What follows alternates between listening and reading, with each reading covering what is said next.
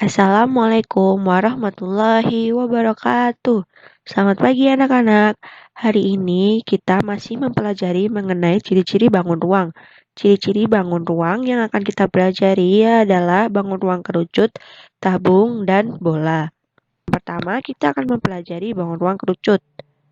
Bangun ruang kerucut bisa kalian lihat seperti pada gambar di layar ya, terdapat lingkaran dan segitiga di atasnya. Nah, biasanya bangun ruang kerucut ini kita temui pada kehidupan sehari-hari. Contohnya pada topi ulang tahun, caping yang biasa digunakan oleh petani, kemudian daun es krim. Bangun ruang kerucut sendiri adalah benda atau bangun ruang yang beralaskan bundar dan merunjung sampai ke satu titik. Dari pengertian bisa dilihat bukan beralaskan bundar atau lingkaran kemudian merujung sampai ke satu titik. Nah, titik ini disebut titik puncak yang kita beri nama titik T. Kemudian dari titik T ke titik O kita sebut tinggi kerucut atau garis TO adalah tinggi kerucut. Nah, dari titik T ke titik A dan titik T ke titik B kita sebut selimut kerucut. Untuk alasnya berbentuk lingkaran. Nah, sisi alas ini terdapat titik B, O, dan A. Dari titik B ke titik A disebut diameter alas kerucut. Kemudian dari titik B ke titik O dan titik A ke titik O disebut jari-jari alas kerucut.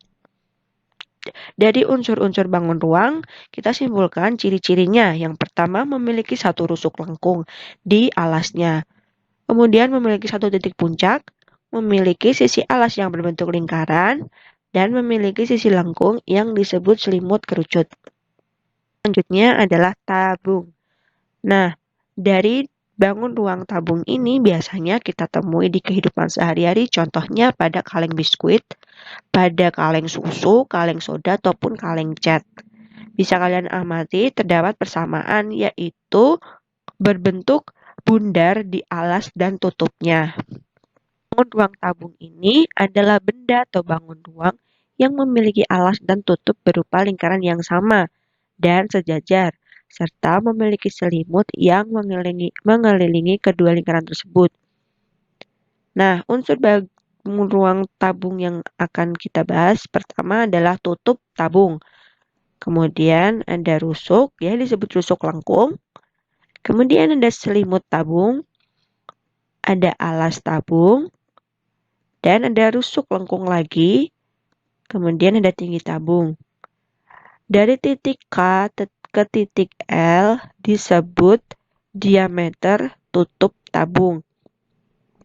Kemudian dari titik M ke titik N disebut diameter alas tabung.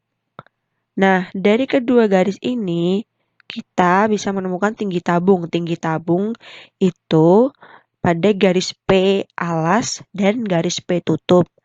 Dari unsur tersebut kita bisa menyimpulkan ciri-cirinya yaitu memiliki dua rusuk lengkung di alas dan tutup tabung. Kemudian memiliki sisi alas dan tutup berbentuk lingkaran yang sama luas.